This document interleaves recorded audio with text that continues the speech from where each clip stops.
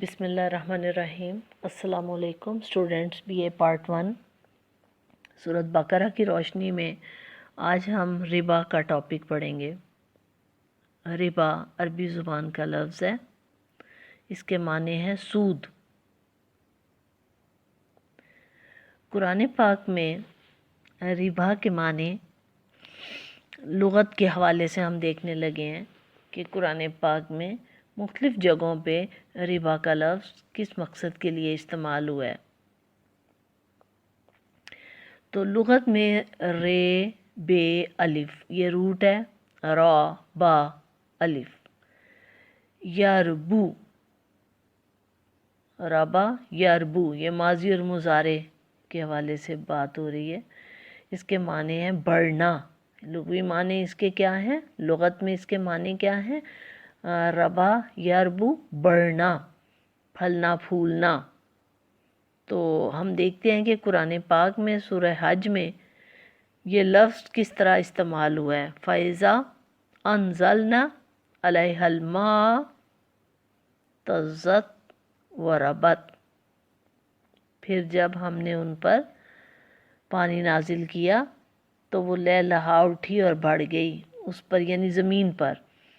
زمین کا یہاں پہ پیچھے سے سیاق و سباق ہوگا استعمال علیہا، ہاں مؤنث، زمین کو یہاں پہ مؤنث استعمال کیا گیا ہے۔ ہم بھی زمین مؤنث ہی اردو زبان میں استعمال کرتے ہیں۔ تو زمین پر پانی نازل کیا گیا تو وہ لہلہا اٹھی اور بڑھ گئی۔ ربت ربا، یہ ربا سے آگے تے وہ اس کی صیغہ بنا ہے ربت، یعنی کہ بڑھ گئی۔ تو یہ بڑھنے کے میننگ میں سورہ حج میں ربا کا لفظ استعمال ہوا ہے، جسے آپ گروتھ کہتے ہیں۔ تو اسی طرح سورہ روم میں بھی فلا یربو عند اللہ، تو وہ اللہ کے ہاں نہیں بڑھتا، یہ لفظ استعمال ہوا ہے۔ تو اس طرح آپ یہ دیکھیں کہ ربا کا لفظ قرآن پاک میں استعمال ہوا ہے، اور اردو میں ہم اس کو سود بھی کہتے ہیں۔ تو لغوی میننگ دیکھنے کے بعد ہم دیکھتے ہیں کہ سود کی اسلام کے حوالے سے کیا شکلیں ہمیں واضح کی گئی ہیں، اسلام میں اس کی کیا حیثیت ہے سود کی، اور اس کے بارے میں کیا احکامات ہیں۔ تو سب سے پہلی بات تو یہ کہ قرآن پاک اور محمد صلی اللہ علیہ وآلہ وسلم کی تعلیمات کی روشنی میں یہ سود یا ربا یہ حرام میں آتا ہے، اور قرآن پاک نے اس کی سخت ممانعت کی ہے۔ ویسے تو اس کا مطلب بڑھاتی اور زیادتی اور گروتھ اور پھلنا پھولنا ہے، لیکن یہ نیگیٹو پھلنا پھولنا ہے۔ یہ ہم آگے دیکھتے ہیں۔ تو اس لیے یہاں پہ ہم دیکھیں گے کہ اسلام نے اس کو حرام قرار دیا ہے۔ یہ تو حکم ہم قرآن کے احکامات کی روشنی میں آپ کو بتا رہے ہیں۔ اب ہم یہ دیکھیں گے کہ ربا کی یا سود کی کون کون سی مختلف شکلیں ہیں جو کہ معاشرے میں رائج ہیں اور ہمیشہ سے رائج رہی ہیں۔ زمانہ جاہلیت سے لے کے سود کی آج تک جو شکلیں چل رہی ہیں، ان میں نمبر 1 یہ ہے کہ نقد رقم ادھار پر دیتے، مطلب ہم پیسے سے کاروبار کرتے ہیں تو ہم نقد رقم دیتے ہیں، یعنی ایگزامپل کسی کو ہم 100 روپیہ دے دیتے ہیں ادھار، یہ لے جاؤ تم ادھار، اور اتنی مدت کے بعد 100 کے اوپر مجھے 20 روپے 30 روپے 40 روپے جتنے وہ ان کا معاہدہ ہو جائے مجھے لوٹانا، یعنی دینا آپ نے 100 ہے اور واپس آپ نے 100 سے زیادہ لینا ہے۔ تو جو آپ اوپر زائد لے رہے ہیں وہ سود ہے۔ تو اسی کو ہم نے جو پیچھے لغوی میننگ میں نے آپ کو ابھی بتایا کہ یہ نیگیٹو ہے، تو بڑھوتی اور زیادتی، تو یہ وہ ہے۔ ایک تو ہے نا کہ آپ پودے کا بیج بویا آپ نے اور وہ پودا بڑھا ہے، وہ تو پازیٹیو گروتھ ہے۔ تو اسی طرح یہ جو گروتھ ہے یہ نیگیٹو ہے کہ آپ بڑھوتی اور بڑھا کے لے رہے ہیں اصل پیسوں سے اوپر۔ تو اب آپ کو وہ پیچھے والا مطلب سمجھ آ گیا ہوگا۔ ایک دوسری شکل جو کہ سود کی معاشرے میں ہمیشہ سے رائج رہی ہے کہ آپ سود دے دیتے ہیں، ایک رقم دے دیتے ہیں اور یہ کہتے ہیں کہ جب چاہے سال بعد دو، 2 سال بعد دو، جب بھی دو، وہ بھی طے تو کر لیتے ہیں، لیکن کہنے کا مطلب یہ ہے کہ ایک وقت مقرر ہو جاتا ہے کہ آپ اسے ایگزامپل مثال کے طور پہ 100 روپیہ کسی کو ادھار دیتے ہیں اور آپ کہتے ہیں کہ 100 تو تم رکھو، لیکن اس کے اوپر 20 روپے مقرر کر لیے ہیں، ہر مہینے مجھے 20 روپے دے دیا کرو، یعنی کنٹینیوسلی قسط وائز سود جو ہے وہ لیتے جانا۔ پہلی قسم میں ہم نے یہ دیکھا تھا کہ آپ نے سود پہ وہ رقم دی ہے اور کہا ہے کہ جب مدت جب پوری ہو جائے گی، جتنا بھی عرصہ طے کیا ہے، جب مجھے پیسے لوٹاؤ تو ساتھ اتنے لوٹانا۔ لیکن ایک دوسری شکل کیا ہے، پیسے ان کے پاس ہی ادھار رہیں گے اور وہ ایک اضافی رقم جو قرض دینے والے کو ہر مہینے یا جو بھی ٹائم مقرر کیا جائے، چاہے 15 دن یا 2 مہینے یا سال، جتنے تم یہ رقم مجھے ملتی جائے، یہ دیتے جاؤ اور اصل رقم اس بندے کے پاس ہی رہے۔ یہ دوسرا طریقہ ہو گیا۔ اور ایک تیسرا طریقہ جو ہمیشہ سے سود کا رائج رہا ہے کہ ہم جنس اشیاء کا تبادلہ کمی اور زیادتی کے ساتھ، یعنی جیسے کہ ایک شخص کسی کو 1 کلو کھجور دیتا ہے اچھے والی اور اس کے بدلے میں وہ یعنی 2 کلو ردی کھجور لے لیتا ہے۔ ردی کھجور کا مطلب ہے کہ جو ابھی پوری طرح پکی نہیں ہے، تو وہ کھجور لے لیتا ہے، یعنی کم درجے کی کھجور اچھے درجے کی کھجور دے کے کم درجے کی کھجور لے لیتا ہے۔ تو یہ بھی جو ہے وہ اس کا دونوں کا ریٹ برابر نہیں ہے، یعنی 1 کلو اچھے والی کھجور اگر 100 روپے کی آتی ہے تو یہ ردی کھجور 50 روپے کی آتی ہے یا 40 روپے کی آتی ہے یا 30 روپے کی آتی ہے، تو یہ بھی جو ہے یہ سود میں آئے گا، ربا الفضل اس پہ اس نے اس کو فائدہ دیا۔ ایک شخص دوسرے شخص کو کوئی چیز بیچتا ہے، یہ چوتھی قسم ہے سود کی، اور قیمت کے لیے ایک وقت مقرر کر لیتا ہے، اور اگر وہ اس کو جیسے فرض کریں کہ 100 روپیہ اسے دیا اور اسے کہا کہ تم نے مجھے سال بعد 100 روپیہ لوٹا دینا ہے، اور 100 روپیہ نہیں لوٹانا بلکہ 120 روپے لوٹانے ہیں مثال کے طور پہ، وہ 20 روپے اوپر سود لینا ہے، تو اگر وہ 1 سال کا وقت مقرر کیا گیا تھا تو سال بعد وہ نہیں لوٹا سکا، تو پھر وہ کہے گا کہ اب میں تمہیں مدت تو بڑھا دیتا ہوں اور ساتھ سود اب 120 نہیں رہے گا، اب میں 150 لوں گا، یعنی وہ سود کی رقم اوپر بڑھاتا چلا جائے گا جتنا اس کو اور مہلت دے گا۔ تو یہ 4 مختلف قسم کے سود کا سسٹم ہے جو کہ معاشرے میں رائج ہے، اور یہ معیشت کی گروتھ کے لیے، کاروبار کی گروتھ کے لیے، لوگوں کی معاشی صلاحیت کو بڑھانے کے لیے یہ زہر ہے، یعنی وہ صلاحیت بڑھتی نہیں، معیشت بڑھتی نہیں، اور معیشت کا نظام جو ہے اور کاروبار کرنے والے لوگ سود کی وجہ سے پریشر میں رہتے ہیں اور ڈپریشن میں رہتے ہیں، انگزائٹی میں آتے ہیں، تو یہ چیز جو ہے خوشحالی کے اگینسٹ ہے، تو اس لیے اللہ تعالیٰ نے ایسی بڑھوتی کو نیگیٹو شمار کیا ہے، جو میں نے آپ کو سٹارٹ میں بتایا تھا، تو یہ سخت ممانعت ہے اس کی۔ اللہ عظیم نہیں کہتے کہ کوئی ضرورت مند ہے تو آپ اس کی ضرورت کو ایکسپلائٹ کریں، آپ اس کی ضرورت کو کیش کریں، آپ اس کی مصیبت اور ضرورت کو اپنا ذریعہ آمدن بنا لیں۔ سادے لفظوں میں یہ سود ہے کہ دوسرے کی مجبوری کو اپنا ذریعہ آمدن بنا دیں۔ آپ کے پاس اگر زائد پیسے ہیں، آپ کا کوئی اپنا خوشحالی کا روزگار ہے، تو آپ ان پیسوں سے دوسروں کی ہیلپ کریں، تو یہ چیز سخت حرام ہے اور ممانعت ہے۔ یہ تو تھی اس کا حکم کیا ہے اور مختلف شکلیں کیا ہیں۔ اب ہم یہ دیکھیں گے کہ اس غلط چیز کو، یعنی سود جیسی ناپسندیدہ چیز کو اللہ تعالیٰ نے قرآن پاک میں کس ترتیب سے ہمیں روکا ہے، کیسے لوگوں کو مینٹلی پریپیئر کیا ہے کیونکہ جو چیز معاشرے میں لوگوں میں برائی ہے، رچی بسی ہے، اس کو فوراً اس میں سے نکالنا اور چینج کرنا تھوڑا مشکل ہوتا ہے.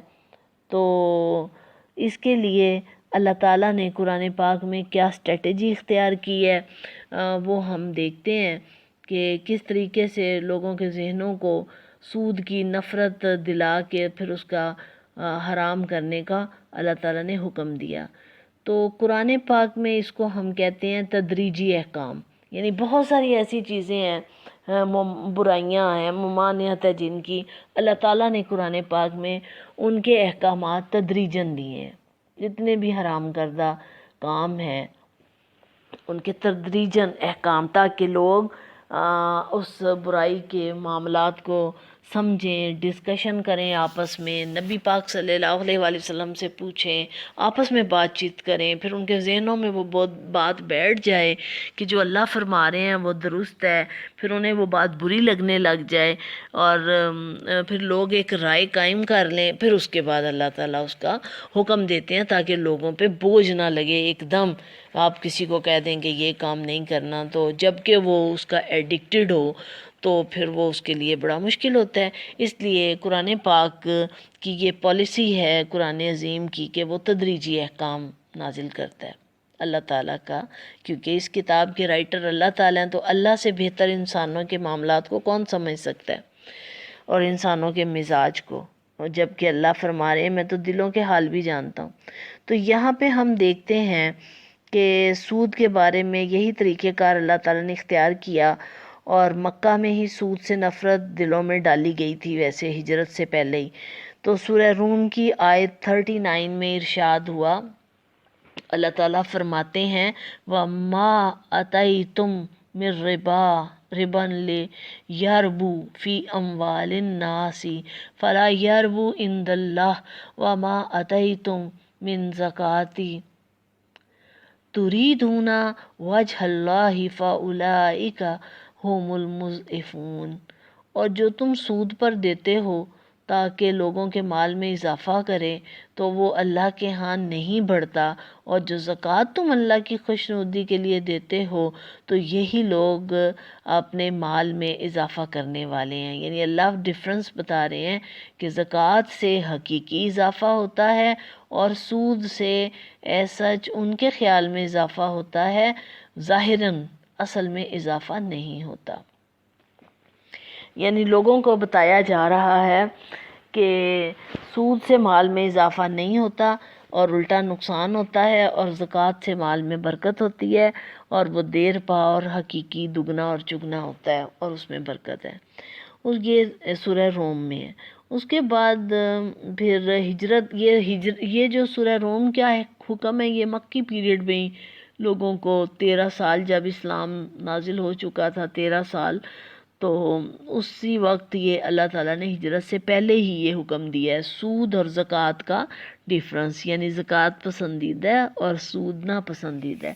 اس کے بعد پھر ہجرت مدینہ ہوئی، اور ہجرت مدینہ کے بعد سورہ آل عمران میں 130 نمبر کی آیت مبارکہ میں اللہ تعالیٰ نے فرمایا یا ایھا الذین آمنوا لا تأکلوا الربا اضعافا مضاعفا واتقوا اللہ لعلکم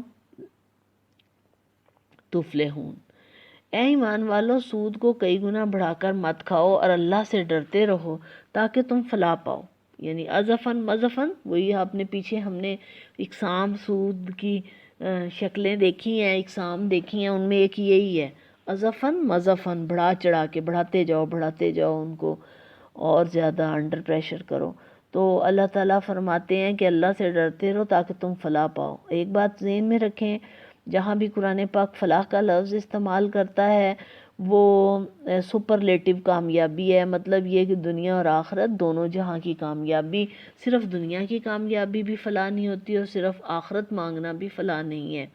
اللہ فرماتا ہے تم دونوں مانگو، اس چیز میں تکلف کیوں کرو کہ صرف دنیا مانگو یا صرف آخرت. تو اللہ تعالیٰ فرماتے ہیں جو سود جو ہے وہ اس کو چھوڑ دے گا، اللہ سے ڈرے گا تو اس کو فلاح ملے گی، یعنی دنیا اور آخرت دونوں جگہ کامیابی ملے گی. اس کے بعد سود کا یہ دوسرا حکم تھا، اس کے بعد ایک قطعی حکم آ گیا، اور وہ ہے سورۃ بقرہ کی 278 نمبر کی آیت، جو کہ آپ کے سلیبس کی آیت ہے۔ اور جب آپ سود کا ٹاپک شروع کریں گے تو ایز سچ میں نے آپ کو پہلے بھی بہت دفعہ بتایا ہے کہ جب بھی آپ سورۃ بقرہ کی روشنی میں آپ کے سلیبس کا حصہ ہے ٹاپک پڑھ رہے ہیں تو ٹاپک کے ٹاپ پہ یہ آیت آئے گی مسٹ، کیونکہ آپ کا ٹاپک اس آیت کے مبارکہ کے گرد گھومنا ہے۔ اور آپ کا سورۃ بقرہ کی آیت 278 آپ ٹاپ پہ لکھیں گے، عربی نہیں لکھیں گے، صرف ترجمہ لکھیں گے اور آیت نمبر دیں گے۔ یا ایھا الذین آمنوا اتقوا اللہ وذروا ما بقی من الربا ان کنتم مؤمنین، اے ایمان والو اللہ سے ڈرو اور جو سود کی رقم باقی رہ گئی ہے اسے چھوڑ دو، اور اگر تم مومن ہو، یعنی کہ فائنل ڈیسیژن آ گیا کہ اب سٹاپ کر دو کاروبار، سود کا سٹاپ کر دو، جتنا سود لے لیا، اب مزید جو تم نے کانٹریکٹ کیے ہیں وہ ختم، بین، اور اب اصل رقم اپنی تم واپس لے سکتے ہو، جو انہیں ادھار دی ہوئی ہے وہ لے سکتے ہو۔ یعنی سود خوروں کا معاشی نقصان اللہ عظیم نے نہیں کیا، یہ کہا کہ سود کی رقم جو حرام ہو گئی ہے وہ لینا بند کر دیں، اپنے اصل پیسوں کے آپ حقدار ہیں۔ جیسے کہ کسی نے کسی کو 100، مثال کے طور پہ 100 روپیہ دیا ہوا ہے کہ مجھے ہر مہینے اوپر 20 روپے دیا کرو اور 100 رکھو اپنے پاس، تو اللہ عظیم نے کیا فرمایا ہے کہ 100 واپس لے لو اپنا، اور یہ آئندہ کانٹریکٹ ختم کرو یہ، اور اگر دینا ہے 100 تو ایسے ہی دے دو، کہو کہ جب آپ کے پاس ہو مجھے واپس کر دینا میرا 100، یہ نہیں کہ اوپر بڑھا کے پیسے دو۔ تو سود خوروں کے خلاف پھر آخری حکم یہ آیا کہ اعلان جنگ ہے۔ سورۃ بقرہ ہی کی آیت نمبر 279 ہے، 279، فَإِن لَمْ تَفْعَلُوا فَأْذَنُوا بِحَرْبٍ مِّنَ اللَّهِ وَرَسُولِهِ، اور اگر تم نے ایسا نہ کیا، یعنی باز نہیں آ رہے، سود کا کاروبار ختم نہیں کیا، سود لینا نہیں چھوڑا، تو اللہ عظیم اعلان کر رہے ہیں کہ پھر تم اللہ اور اس کے رسول صلی اللہ علیہ وسلم کی طرف سے اعلان جنگ ہے تمہارے لیے، جنگ کے لیے تیار ہو جاؤ۔ یعنی فَأْذَنُوا بِحَرْبٍ، یعنی کہ تمہارے خلاف ایکشن ہوگا، ایکشن لیا جائے، اسلامک اسٹیٹ ایکشن لے گی، یعنی اللہ اور رسول، کیونکہ نظام تو اللہ کا ہے اور رسول ان کا نائب ہے، رسول ان کی نمائندگی کر رہا ہے اللہ کے حکم کی، اور اللہ کے احکامات ہی کو دنیا میں لاگو کرنے کے لیے آئے ہیں، اس لیے اللہ کے ساتھ ہی رسول کا نام آ گیا ہے کہ اللہ اور رسول، یعنی رسول تم سے لیں گے، اللہ تو نیچے نہیں نہ آئیں گے، اللہ نے تو نظام دے دیا، قرآن دے دیا، بھیج دیا جبرائیل کے ذریعے، تو اب یعنی کہ رسول اور اللہ اور رسول سے اعلان جنگ ہے۔ تو یہ تھا سود کا ٹاپک، اور یاد رکھیں کہ سود کا ٹاپک تو اتنا لمبا چوڑا ہے کہ اس پہ کتابیں بھی لکھی جائیں تو کم ہے، لیکن یہ کہ آپ نے اپنے 15 نمبر کے اس کے مطابق چلنا ہے اور اس کے مطابق ہی آپ نے میٹیریل رکھنا ہے۔ تو اس کے بعد یہ کہ نبی پاک صلی اللہ علیہ وسلم کی، یہ تو ابھی تک ہم دیکھ رہے تھے کہ قرآن پاک نے کس طرح تدریجی احکام دیے ہیں۔ تو اب ہم یہ دیکھیں گے کہ محمد صلی اللہ علیہ وآلہ وسلم کی تعلیمات قرآن ہی کی تشریح ہیں، تو انہوں نے بھی آپ پورا، ویسے تو ہمیشہ کیونکہ مکی پیریڈ میں ہی سود سے نفرت دلا دی گئی تھی، بتا دیا گیا تھا، تو مدنی ریاست میں بھی سود سخت منع تھی، لیکن وہ احادیث بے شمار ہیں جس میں آپ نے بار بار سود کے نظام کو ختم کیا اور ہدایت دی۔ رسول اللہ صلی اللہ علیہ وسلم نے فرمایا کہ سود کھانے والا اور کھلانے والا اور اس کے لکھنے والے اور اس کے گواہ بننے والے سب پہ لعنت ہے اللہ تعالیٰ کی، یعنی کہ اللہ تعالیٰ جو ہے وہ ان کو سخت ناپسند کرتا ہے۔ اور پھر ایسے بھی کہا گیا ہے کہ سود جو لیتے ہیں ان کی حالت ظاہری ایسی ہو گئی ہوتی ہے آہستہ آہستہ آہستہ آہستہ کہ جیسے انہیں شیطان چھو گیا ہے، یعنی ان کے اندر، کیونکہ انہوں نے کوئی کاروبار تو کیا نہیں ہوتا، پیسے کا کاروبار پیسے سے کر رہے ہیں، تو ان کی ایک نفسیاتی ایسی حالت ہو گئی ہوتی ہے جیسے بدحواس، اور جیسے انہیں شیطان چھو گیا ہے، یہ کہا گیا ہے۔ تو ان کی حالت جو ہے وہ نارمل نہیں ہوتی، کیونکہ ہوس پیسے کی انہیں، اور محنت نہ کرنا اور پیسے کا پیسے سے سودا کرتے رہنا اور پھر ان سے پیسے چھیننا لینا، تو یہ ساری چیزوں میں وہ نفسیاتی طور پہ ان کی حالت اتنی خراب ہو گئی ہوتی ہے۔ تو پھر یہ بھی کہا ہے کہ سود کھانے کے 73 گناہ ہیں، اور اس کا ادنا ترین گناہ ہے اپنی ماں سے بدکاری کا مرتکب ہونا۔ آپ سوچیں کہ یہ کس قدر سنگین، یعنی کہ یوں کہہ لیں آپ سمپل لفظوں میں کہ سود جو ہے معاشرے کے لیے دھیمک ہے۔ آپ سمپل لفظوں میں یہ کہہ لیں کہ دھیمک جیسے اندر ہی اندر سے تمام وہ لکڑی کو چاٹ دیتی ہے، اور اوپر سے لکڑی نظر آ رہی ہوتی ہے، اسے ذرا سا ہاتھ لگے تو وہ ساری بھور کے گر جاتی ہے، ٹوٹ جاتی ہے۔ بالکل اسی طرح سود معیشت کو دھیمک کی طرح کھوکھلا کر دیتا ہے، بیکار بنا دیتا ہے۔ تو آپ سوچیں کہ اسی لیے اس کی سنگینی اس قدر زیادہ ہے، اور یہ اس قدر شدید گناہ ہے کہ قرآن پاک میں اتنا میٹیریل ہے، جیسے میں نے آپ سے کہا کہ اس پہ کتابیں لکھی جا سکتی۔ سود کے کاروبار پر آخری ضرب نبی پاک صلی اللہ علیہ وسلم نے جو لگائی وہ خطبہ حجۃ الوداع میں تھی۔ یعنی آپ کو بتایا ہے پہلے بھی کہ وہ ہیومن رائٹس کا چارٹر ہے، اور اس میں کوئی بات ایسی ہے نہیں جس کا ذکر نہ کیا جائے، ذکر نہ کیا گیا ہو۔ محمد صلی اللہ علیہ وسلم نے خطبے میں آخری حج کے، تو جو انہوں نے میدان عرفات میں دیا، تو اس میں انہوں نے یہی کہا تھا کہ سود جو ہے وہ معاف کرتا ہوں میں اپنے خاندان میں فلاں بندے کا فلاں، بس اپنا اصل زر تم لے سکتے ہو جو اب اصل ہے، تو سود کا کاروبار سٹاپ۔ تو کہ ہماری فیملی کے اگر کوئی بندے لے رہے ہیں، عباس بن عبد المطلب لیتے تھے، تو وہ اب نہیں لیں گے، وہ اپنے تمام بندوں کا سود چھوڑتے ہیں۔ تو اسی طرح جو اور بھی بے شمار حدیث ہیں۔ تو اگر علماء کا کہنا یہ ہے کہ اسلامی حکومت میں، اسلامی مملکت میں اگر کوئی سودی کاروبار کرے اور منع کرنے پر بھی باز نہ آئے تو اسے قید کر دیا جائے، اور جب تک وہ سود خوری ترک نہ کرے اور آمادہ نہ ہو تو اسے چھوڑنا ہی نہیں چاہیے۔ یعنی اتنی مستقل شدید سزا ہے، یعنی کہ اس کی کوئی ضمانت بھی نہ ہو۔ اور کچھ دیگر فقہا کے نزدیک ایسے شخص کو قتل بھی کیا جا سکتا ہے۔ یعنی ہم نے تو کیونکہ انگریزوں کے قوانین اپنے معاشرے میں جاری و ساری رکھے ہوئے ہیں، لیکن اگر اسلامک قوانین رکھے جائیں تو ان میں اس طرح کی سختی ہے کہ جس سے دوسرے لوگوں کو نصیحت ہو۔ ظلم و ستم نہیں ہے، یہ نصیحت ہے، تاکہ چند لوگوں کو سزا ہو تو باقی خود ہی سدھر جائیں۔ اگر سزاؤں میں نرمی ہو جائے گی تو پھر تو لوگ سدھریں گی نہیں، وہ کہیں گے دیکھی جائے گی، کوئی بات نہیں، کتنا زیادہ سے زیادہ نقصان ہو جائے گا۔ تو اسی لیے اس جرم کی سنگینی دیکھتے ہوئے اسلامی شریعت نے جو قوانین بنائے ہیں وہ یہ بنائے ہیں کہ اسلامی مملکت میں جو سود لے اسے قید کر دیا جائے، اور تب تک رہائی نہ ہو جب تک وہ اس سے پکی قسم کی توبہ اور اس کو ختم نہ کر دے، چھوڑنا۔ اور اگر اس سے بھی بڑھ کے اگر کوئی شدید قسم کا مجرم ہے تو اس کو قتل بھی کیا جا سکتا ہے۔ وہی آپ نے قرآن پاک کی آیت سنی ہے کہ الفتنہ تو اشد من القتل، یعنی کہ جو فتنہ پروری کرنے والے ہیں وہ زیادہ ظالم ہیں، قتل ان کا ہو جائے اگر تو وہ کم چھوٹا جرم ہوگا ان کو قتل کرنا، کیونکہ ان کے قتل کرنے سے بہت زیادہ برائیاں بچ جائیں گی، برائیوں سے لوگ بچ جائیں گے، ان کی شیطانیوں سے لوگ بچ جائیں گے۔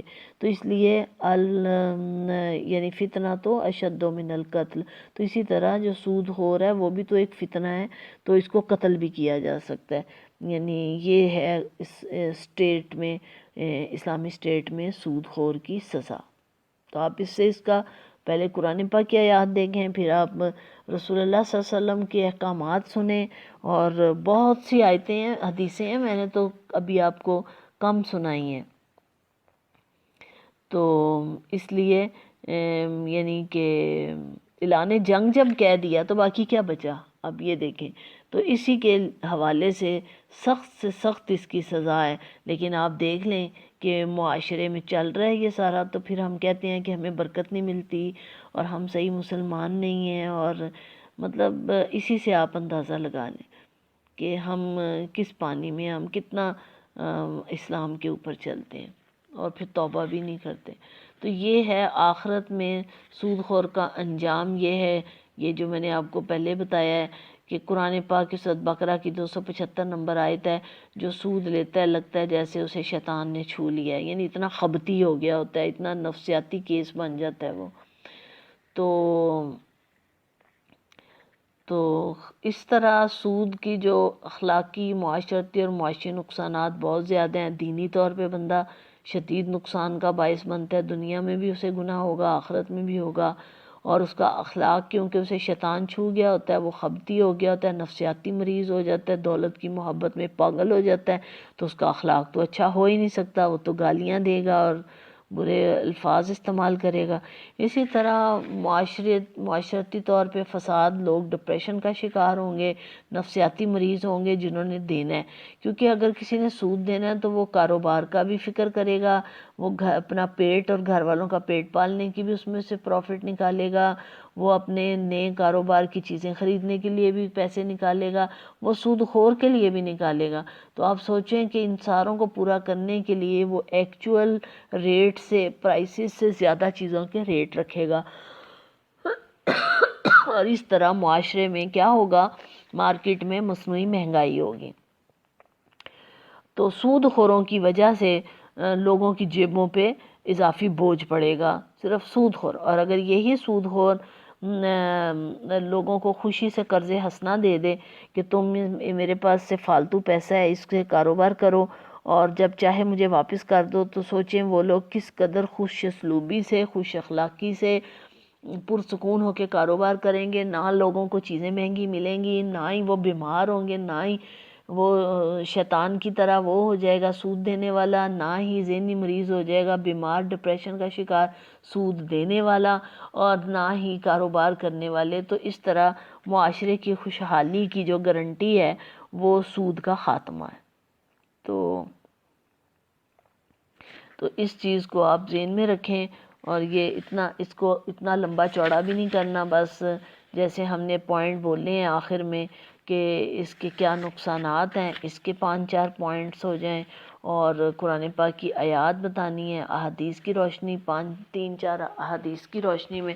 جب آپ کوئی حدیث کوڈ کرتے ہیں ساتھ اس کی وضاحت بھی کریں تو پھر تھوڑا میٹیریل بڑھ بھی جاتا ہے. اسی طرح قرآن کی آیت کوڈ کر رہے ہیں ساتھ اس کی وضاحت بھی کریں تو میٹیریل بڑھ جائے گا. شروع میں آپ نے اس کے لغوی اصطلاحی میننگ بتانے ہیں، لغوی میننگ ڈکشنری کے اکارڈنگ، اور اصطلاحی میننگ کہ اسلام اس سے کیا مراد لے رہا ہے، اور یہ ایک حرام کردہ عمل ہے اور اس کا حرام کر دیا گیا ہے. اصطلاحی میننگ دینے کے بعد پھر آپ بتائیں گے کہ معاشرے میں سود کی یا ربا کی کون سی شکلیں رائج ہیں، وہ جو ہم نے 4 بولنی ہیں. پھر آپ کہیں گے کہ قرآن پاک میں کون سے تدریجی احکام کیسے کیسے آئے ہیں، ان کی ہیڈنگ دے دیں گے آپ، 7 آیت دے دیں گے. پھر آپ کہیں گے احادیث میں کیسے ممانعت کی گئی ہے. پھر آپ کہیں گے سود کے کیا نقصانات ہیں، معاشرتی، معاشی اور اخلاقی. اس طرح تھوڑا سا وہ آپ پوائنٹس بتا دیں گے تو یہ آپ کا ٹاپک کافی بن جائے گا. اس سے زیادہ لمبا اس کو کرنے کی ضرورت نہیں ہے. تو انشاءاللہ اس ٹاپک کو اچھی طرح تیار کر لیں، اور کل ہم انشاءاللہ پڑھیں گے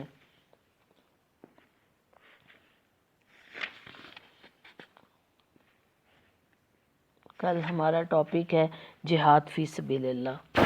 اللہ حافظ.